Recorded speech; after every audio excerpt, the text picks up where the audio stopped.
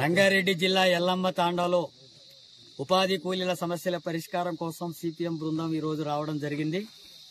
ఇక్కడ పనిచేస్తున్నటువంటి కూలీలకు రోజుకు 307 ఇవ్వాలని చెప్పేటటువంటిది చట్టం చెప్తుంటే 42 రూపాయలు కూడా పడడం లేదు. ఎండలకు పనిచేస్తున్నారు, భూమి గట్టిగా ఉంది.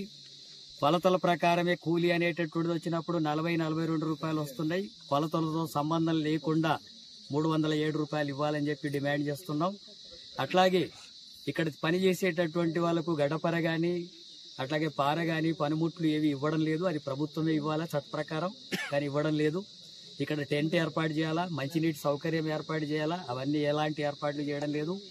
దూరం నుంచి గుట్టల మీదకి వచ్చి నడిచొచ్చి పోతున్నారు. వాళ్ళకి సౌకర్యాలు కూడా లేనటువంటి దుస్థితి ఉంది. అట్లాగే వాళ్ళు పనిచేసినటువంటి పని దినాల కూలీ కూడా 6 వారాలు 7 వారాలకు అట్లా ఇస్తున్నటువంటి పరిస్థితి ఉంది. ఆ రకంగా పని చేసుకున్నటువంటి వాళ్ళకు పొట్ట గడిచేటటువంటి వాళ్ళకు కూడా కూలీ సరిగా ఇవ్వడం అనేటటువంటిది లేదు. అందుకని ఈ ఉపాధి కూలీల సమస్యల పరిష్కారం కోసం వ్యవసాయ కార్మిక సంఘం ఈ నెల 30 తారీఖున అన్ని కలెక్టర్ కార్యాలయాల ముందు ధర్నా కార్యక్రమాలకు పిలుపునిచ్చింది. ఆ ధర్నాలకు సిపిఎం పార్టీ పూర్తిగా మద్దతిస్తుంది. కేంద్ర ప్రభుత్వం ఉపాధి కూలీలకు బడ్జెట్ తగ్గించడం వల్ల 2.5 లక్షల కోట్ల రూపాయలు అవుతాయి. మొత్తం దేశ వ్యాప్తంగా ఉండే 30 కోట్ల మంది పైగా ఉండేటటువంటి ఉపాధి కూలీలకు పని దొరుకుతుంది. కానీ అది 86,000 కోట్ల కోత పెట్టింది. పని దినాలు తగ్గిస్తుంది.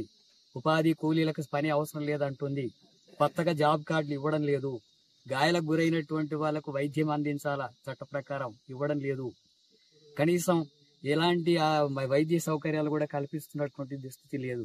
అందుకనే కేంద్ర రాష్ట్ర ప్రభుత్వం కూడా ముఖ్యమంత్రి మేము అధికారంలోకి వస్తే 150 రోజులు పని ఇస్తామన్నారు. అట్లాగే పట్టణాల్లో ఉండే కూలీలకు కూడా ఉపాధి పని కల్పిస్తామన్నారు. కానీ ఇప్పుడు ఆ ఊసే ఎత్తడం లేదు.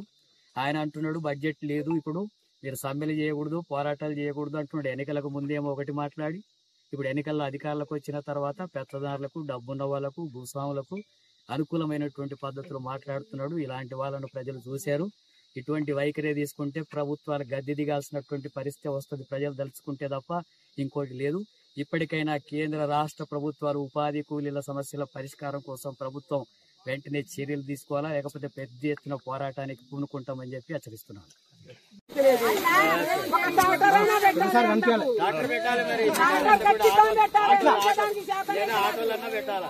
మా హెల్త్ బాగలేదు, డాక్టర్ పెట్టాలి.